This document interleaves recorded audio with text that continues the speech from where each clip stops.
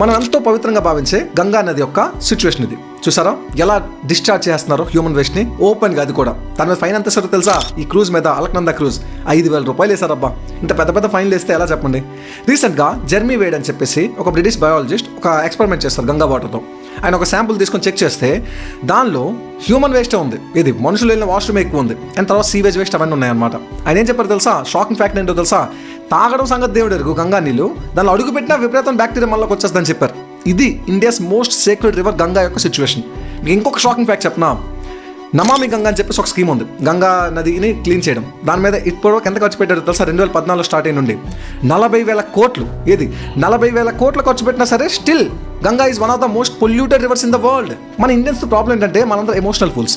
ఇప్పుడు ఎవడు దీని మీద, ఇది గవర్నెన్స్ ఫెయిల్యూర్ మీద, విలాట మీద ఎవడు క్వశ్చన్ చేయడు. పక్క మతం వాడు వచ్చి గంగా నది మీద, గంగా మాత మీద ఏ మాత్రం చిన్న కామెంట్ చేస్తే, ఓ మా గంగా మాతను అంటావా, మా హిందూయిజం అంటావని చెప్పేసి ఆడి మీద ఎక్కేస్తాం.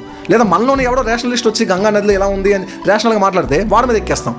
బట్ గవర్నెన్స్ ప్రకారం ఇది టెక్నికల్గా ఆన్ గ్రౌండ్లో ఇలాంటి జరుగుతున్నా ఎవరు నోరు మెదపడు. ఇది ఎంతకాలం ఎమోషన్స్తో ఉంటాం?